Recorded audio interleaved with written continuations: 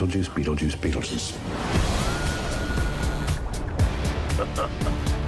Beetlejuice has sandwormed his way back onto our screens, but the release has left fans with some questions. We at ScreenRant are asking 4 of the biggies. The original Beetlejuice focused heavily on Adam and Barbara Maitland coming to terms with being in their home for 125 years, thanks to the overload of bureaucratic red tape in the afterlife. However, in the sequel, Lydia states that the Maitlands found a loophole, which allowed them to go to the great beyond early. From a purely filmmaking perspective, this is understandable. Unlike the Maitlands' ghosts, Gina Davis and Alec Baldwin aged. As they can't hide behind prosthetics and heavy ghoulish makeup like Keaton, it would be impossible to bring them back convincingly. But that doesn't answer the question for the story.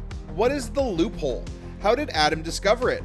Is it in the handbook for the recently deceased? Have others utilized it? Remember Otho's theory from the first Beetlejuice movie? He unwittingly stumbled on the truth that people who take their own lives become the civil servants of the afterlife. Although this isn't officially confirmed, it is heavily implied throughout the first movie. In Beetlejuice 2, Lydia is a widow, but she's unable to see her husband's ghost. We discover that it's because he is in the netherworld, and he seems to have a job there. This creates the huge question. Can anyone work in the netherworld now, or was his death darker than it was made out to be? He also mentions that although she and Astrid, played by Jenna Ortega, can't see him, he's always with them and always watching. But how? If he's stuck in his job and unable to leave, how can he see what they're up to? Can't believe Grandpa's dead. Death is hard.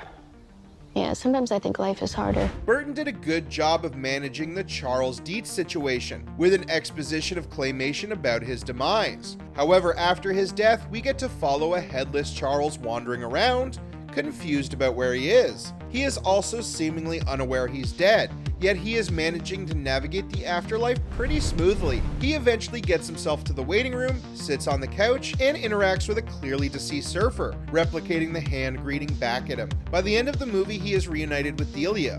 But if he doesn't have his head, how is he seeing and hearing all of this? You spent 125 years on Earth, actually in that house. Finally, one of the biggest plot mysteries is how Delia, played by Catherine O'Hara, and Charles bypassed the century-long wait period for the recently deceased. It is clearly stated in the first movie that the dead must wait 125 years before they can move on.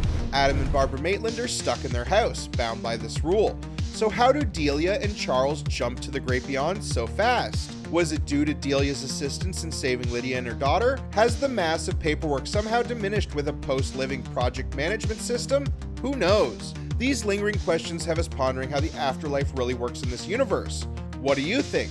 Thank you for watching ScreenRant and stay tuned for more movie news.